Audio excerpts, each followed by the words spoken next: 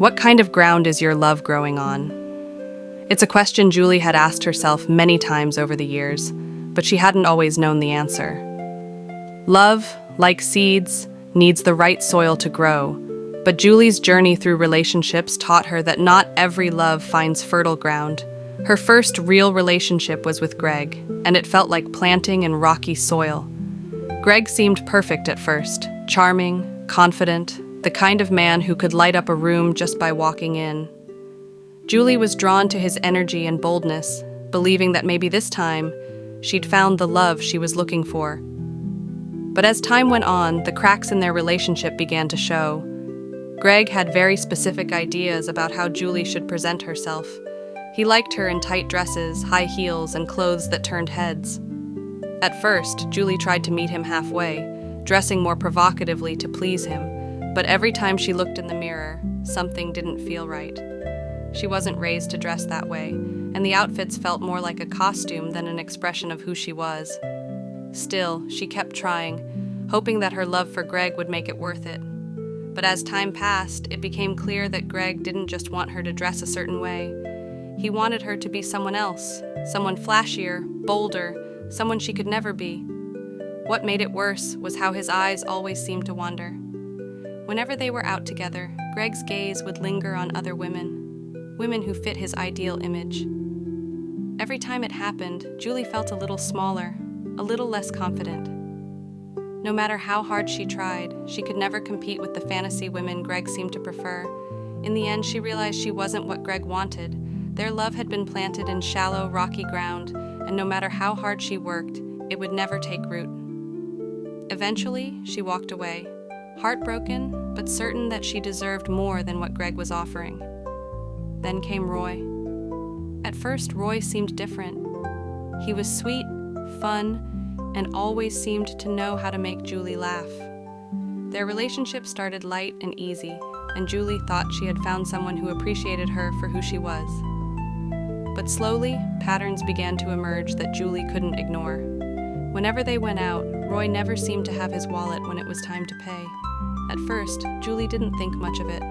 Everyone forgets their wallet sometimes, right? But after the third or fourth time, Julie began to wonder if it was more than just forgetfulness. Soon it escalated. Roy started borrowing money from Julie for emergencies and promised he would pay her back. But he never did. Every time Julie brought it up, Roy would brush it off, assuring her that he'd sort it out soon. Then came the business deals. Roy started pitching Julie grand ideas about investing in a new venture, something that could change their lives. He was charismatic, painting a picture of wealth and success if only she would trust him with a bit more money. But Julie wasn't convinced. The more she dug into these supposed deals, the less real they seemed. That's when it hit her. Roy wasn't interested in building a life with her.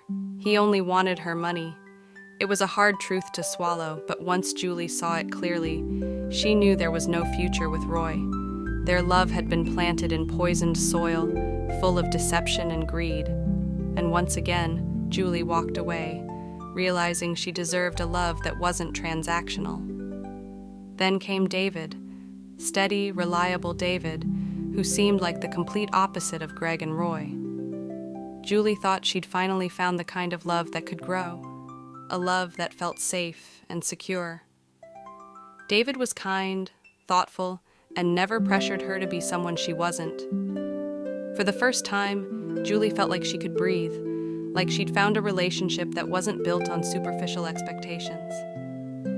But as their relationship deepened, new challenges began to emerge.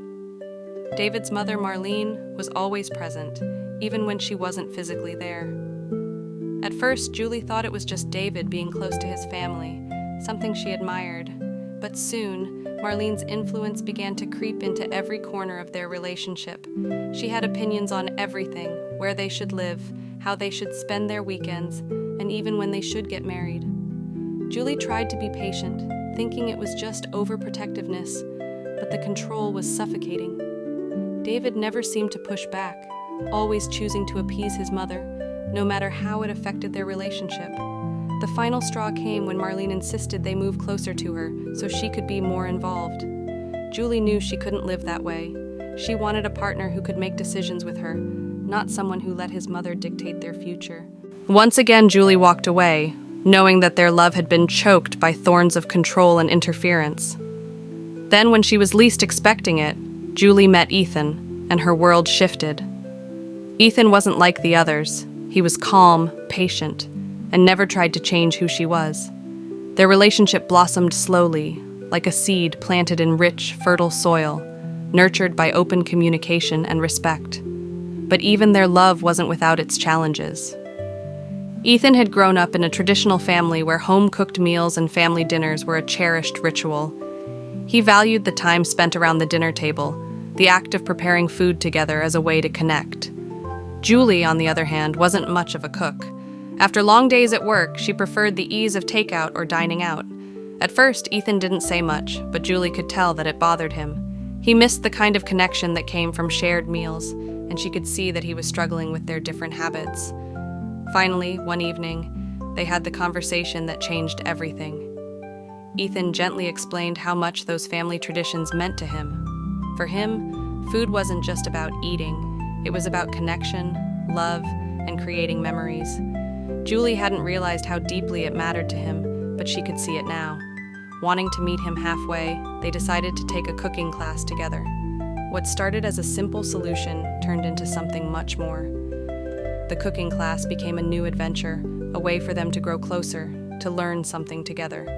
With each meal they prepared, their bond grew stronger, their love deepened. Julie realized that sometimes love required compromise, but when the roots were strong, it could thrive. Eventually, their relationship evolved into something even more meaningful.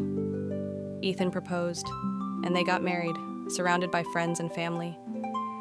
Their love was no longer just an idea, but something they had cultivated, nurtured, and grown together. And in the end, Julie finally had her answer. Their love had found fertile ground.